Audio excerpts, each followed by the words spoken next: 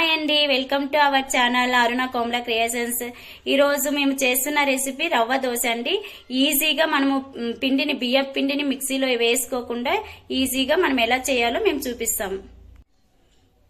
ఎంతో కరకరలాడుతూ ఉండే రవ దోశకు ఇప్పుడు కావాల్సిన ఇంగ్రీడియంట్స్: ఉప్మా రవ, దీన్ని సూజీ రవ, బొంబాయి రవ అని కూడా అంటారు.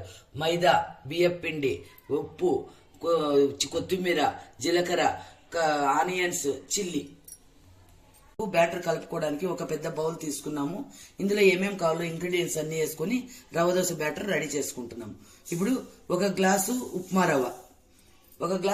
రవకి హాఫ్ గ్లాసు మైదా,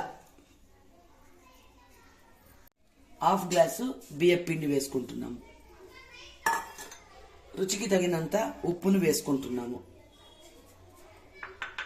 ఒక హాఫ్ టేబుల్ స్పూన్ జీలకర్ర వేస్తున్నాము.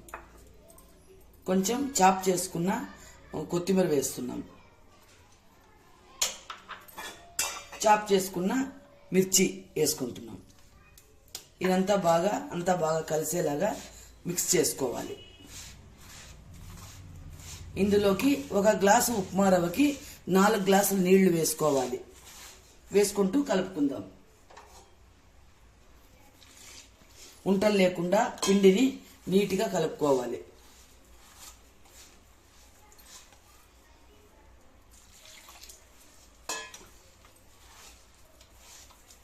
రవ దోశని ఇలా అన్ని నీట్గా కలుపుకొని ఈ విధంగా వచ్చేలాగా మనం నీట్గా కలుపుకోవాలి. ఇప్పుడు ఇందులోకి కావాల్సిన చట్నీని తయారు చేసుకుందాం. ఈ దోశలోకి కొబ్బరి చట్నీ చాలా బాగుంటుందండి. దానికి ఏమేమి కావాలి ఇంగ్రీడియంట్స్ చెప్తాము.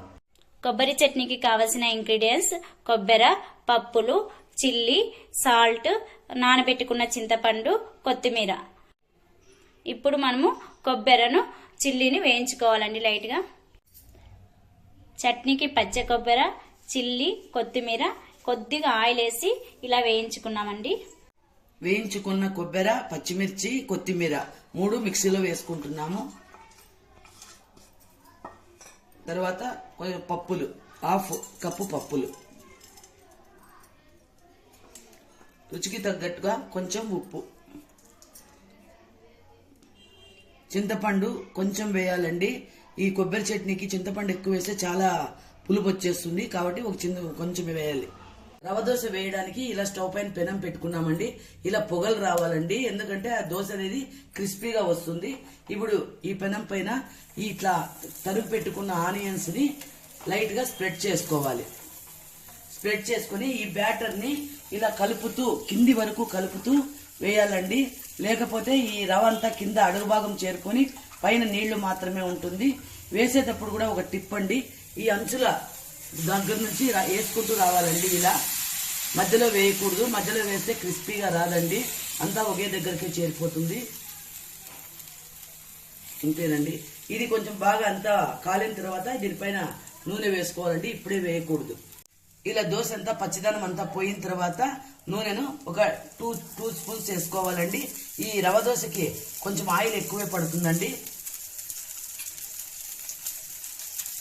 ఈ దోశను మనం చాలా ఈజీగా చేసుకోవచ్చు అండి. అప్పటికప్పుడు పిండి కలుపుకొని కూడా చేసుకోవచ్చు.